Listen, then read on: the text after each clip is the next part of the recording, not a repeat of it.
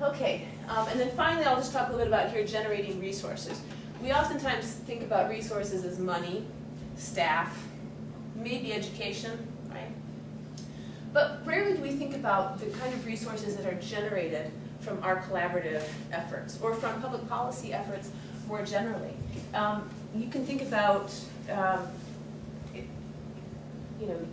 a city manager, you have you do a survey, for example. This is actually something that happened in Grand Rapids. And you do a survey, and the results of the survey come in, and you make decisions based upon the survey. But the residents are furious because they don't like the way the survey turned out and the decision-making turned out. So the residents are very angry, all right? So Martha actually wrote about this with one of her graduate assistants. And so, Kathy Quick. So you have this anger among the residents. That's a resource, right? You can say, you're motivated, you're energized. Let's see, let's bring them into the process. Let's think about is there a better way we can do this?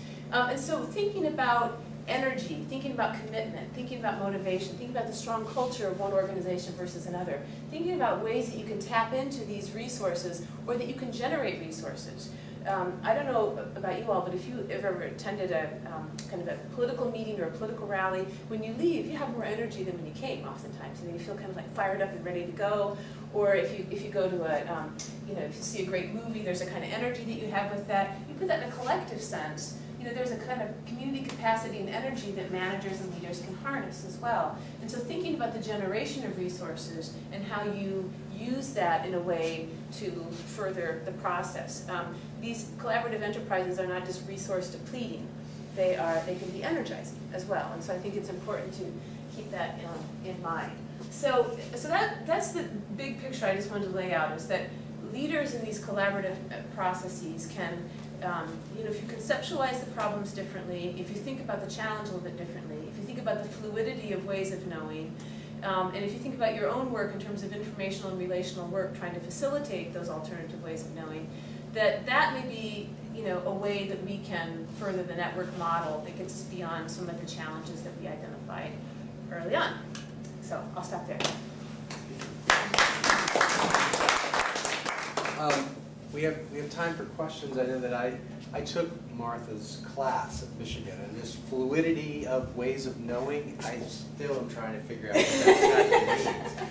It is a tough, it was definitely a shift. You definitely push the clutch in and shift your gears to think empirically, how do you measure way of knowing versus measuring something like knowledge. It was really a challenge. And I do eventually want to ask you how the Tea Party public anger is a resource constructively used. But first I'll open it up for questions on the floor and then come back. I had a question, just the three different models. I'm not sure how well formed this question is in my head yet, but maybe it's from the scientist perspective. I would think that immediately you would gravitate to the expertise model because these are the experts, they should know. And I know that you said with the Connecticut Avenue traffic situation, you might not be happy with what the experts say, but I feel like that would still maybe be the best option. Mm-hmm. So I don't know. So if you had to choose among those three. Yeah. Well, as my own kind of expert, I guess, I'm drawn to that model. I think, we just finished a big study for the Federal Transit Administration on looking at public participation in public transportation planning.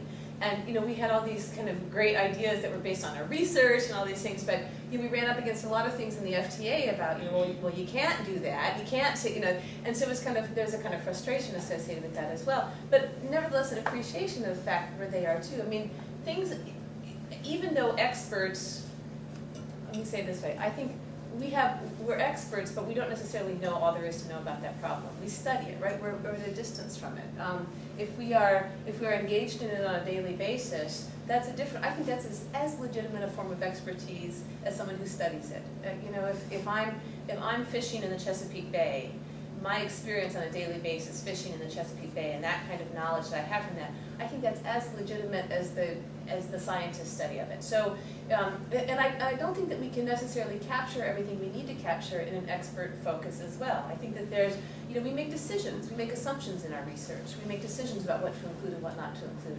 Troy and I were talking about boundaries with networks. How far do you go when you draw the boundary with the network? Where do you eventually draw the line? So we make decisions that impact our results.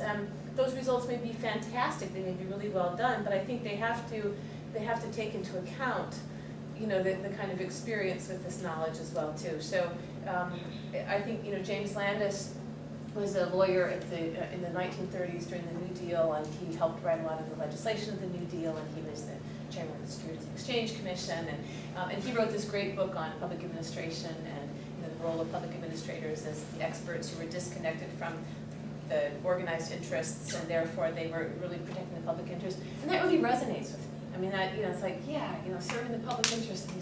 But experts also have to have an appreciation of and exposure to, I think, the local experience as well, and how that impacts what they're studying as well. So it's a good point, great question. Yeah.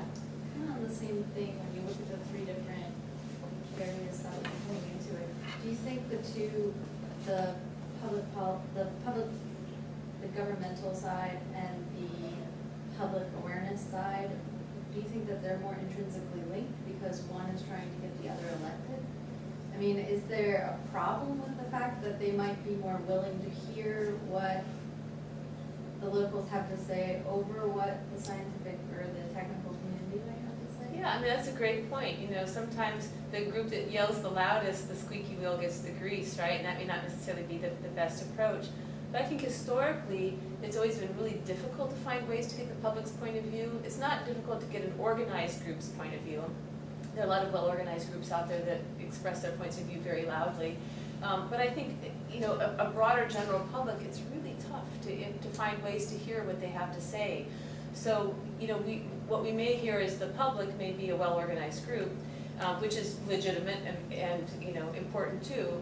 But trying to find ways to include the public has been much more problematic. So while intuitively we would think that there would be a direct connection between public participation and elected officials, I mean, elected officials are busy people who want information quickly and in a simple form, and so an organized group that can give them something readily to look at, or an expert who can give them something readily to look at, that may have more impact on their decision making, not because they are ignoring the public, but because they have limited time frames for decision making and they can only use so much information at a time. And so I think finding ways to include the public has oftentimes been considered time consuming, you know, exhausting, doesn't result in anything. You know, when I was doing this study on transit administration, on metropolitan planning organizations and public participation, one of the things we found was that when it came time to, MPOs were engaging the public for education purposes, that was nice, that was friendly, sharing information, here's how we work, you know, these kinds of things. When they were doing long-range planning, that was also kind of cool too, because everyone was envisioning a future that hadn't happened yet, right? Everyone was thinking about, in the best world, what would we want? But when you started talking about where you were going to locate the metro stop, you know, where you're going to build the tracks for the new train, you know, all the niceties went out the window, right? When people started thinking about their property values and the trains outside their windows and all these things, I mean, it became combat. And so the planners involved in this, you know, they were just like, oh my God, you know, if I never have to do one of these ever again, it'll be, you know, it'll be great, because the kind of contentiousness and things never really being resolved. So sometimes it's difficult to find ways to engage the public, and other times it's difficult to find ways to involve them in a productive way. You know, so if there's a lot of anger out there, and this goes to the Tea Party movement idea as well, you know, when there's a lot of anger out there that doesn't want to be channeled, and you know, they've got one way of knowing and doesn't want to be channeled in a particular way, how do you utilize that in some kind of effective way? And there are managers out there and leaders out there who are trying to figure out, you know, how to do that through kind of boundary experiences, or through conversations, or just by persistence, you know, kind of sheer persistence as well. But it is very, very difficult. I mean, I don't know how you harness the energy of the Tea Party movement in some way. I mean, I think that it's been harnessed in a lot of ways. It's had a significant impact on, you know, a lot of decisions. But I think that, you know, I think a lot of it is in framing of ideas and, you know, kind of thinking about alternative ways of knowing that appeal to people in different ways. So I'm not sure. That's a good question. Yeah. This is the way DIMS operates in its advisory capacity to the state. So in a sense, we want to be isolated from all of these other influences because we're so afraid that we we want our science to be objective, not to be tainted Yeah. by organizations like the Chesapeake Bay Foundation. And so as a result, I think, number one, we're isolated from that other, from this knowing kind of information. Mm-hmm. So we don't know what politicians are saying, what the fish of the watermen are saying. But we also don't learn how to communicate back to them so that they end up distrusting us completely. And I think we do that through our education too, because, in my experience, my students that are broadly educated have the worst time getting jobs. And yet, that's what we want them to be. Yeah. It's really It's a screwed up system. It's such a great example. No, it's a really great example because I think, the whole educational system is geared towards that kind of, the ivory tower is a negative connotation with it, but, the idea that somehow you have to be isolated and safe to do the kind of work you need to do. I'm in a field right now, I'm a political scientist, but I'm in a public administration program. And I went to public administration precisely for this reason, because I was really interested in the problems. I was really interested in how people are solving the problems, how they're engaging them, and I remember I had this experience one time as a political science faculty in the first program where I was teaching, and Jimmy Carter was coming to talk at the school, at the university, and he was no longer the president at the time, but he was going to come and talk, and I was so excited. I said, "Oh God, former president's coming!" And I saw one of my older colleagues in the hall, and I said, "Come on, you're going to come and hear Jimmy Carter." He said, "Why would I go hear Jimmy Carter?" And I said, "Well, because he was a former president, and because he's got some interesting things to say." And he said, he had this kind of detached interest in the field that we all studied, and it just was so perplexing to me that he wasn't interested in going as a citizen and going and hearing this, but there was this real kind of detachment from that political world.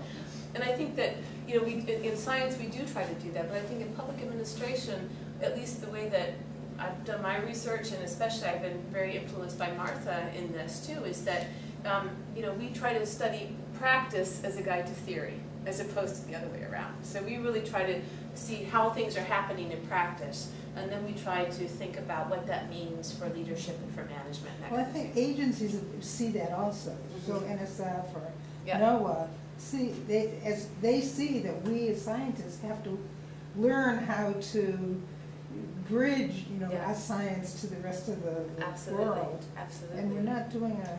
great Well, and there's job. set ways that we conduct our science too. In all disciplines, there's set ways we conduct it, and maybe some of the ways that we conduct it also needs to change in some ways too. So.